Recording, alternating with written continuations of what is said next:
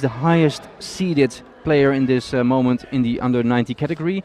I can say it's all very competitive today. It's amazing judo, senior judo almost.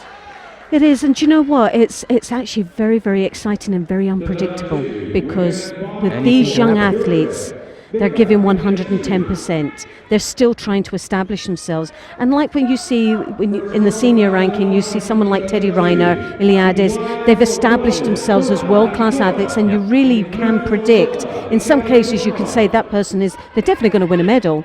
Sometimes you're not quite sure, depending on form, depending on injury, whether it's a gold, but they are really that high world-class. Here, there is some very, very strong athletes, but because of the competition and everybody trying to establish themselves as that world-class junior athlete, they are really sacrificing and committing, and they're gutsy. They are really gutsy out there. Yeah, absolutely. A real commitment, and it's really, the first day was amazing, the amount of turnarounds where you could predict the fight was going to an end with the last couple of seconds in the contest, that there was going to be an outright winner, just quickly changed with a Nippon being scored in the last second. Yep. And it just shows their determination and passion out there, which you can feel in this arena. It's just absolutely amazing. This category was already surprising from the start, because I've just seen, for instance, one of my favorites, Christian Todt from Hungary, losing his first match, which was already a big upset, and that makes it very competitive.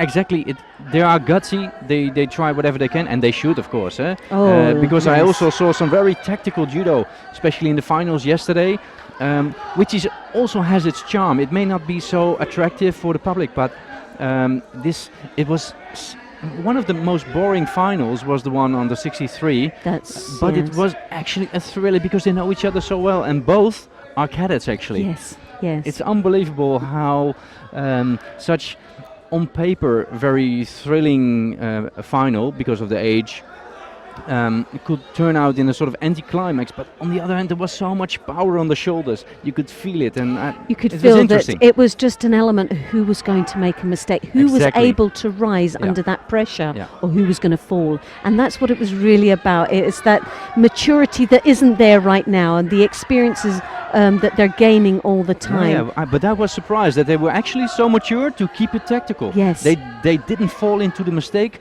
to go backwards, to take them off, because they know what risk there was. And sometimes, sometimes you can also be too gutsy. And it's lovely to see, But you know what? In a junior form, I don't think so, because it's a learning process. It's good. If they're gutsy. If they're gutsy and they really have the confidence to go out there and have a go, that's how you learn. If you hold back because you're scared, you hold back because you don't want to commit and you just want to play safe, then you never learn. You never know what you're going to capable of doing when you're out there. And I think this is what's so nice out in this arena, is that there's so many gutsy athletes out there that are willing to really have a go and just try. Just really try. Not hold back, not just do enough, but really accelerate and give 110%. And it's so refreshing. It really is.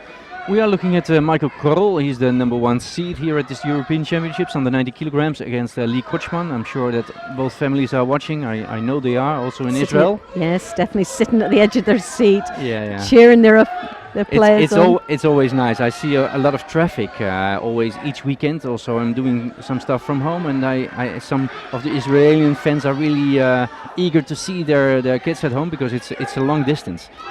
They cannot go everywhere, and they're very fanatic in watching the live feeds, whether it's results or really live broadcasters now.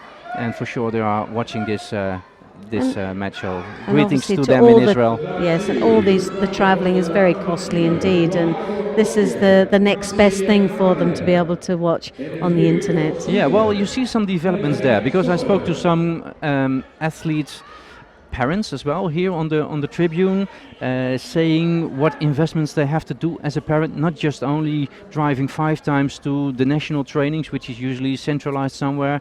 It's a big gift they have to it's a big investment they have to do, and also to go to this place to support their child, whether they like it or not. Sometimes it brings a lot of extra sadly attention. here Kochman is just received his final Judo, which is a hand sokumaki, so Korrel goes through to the next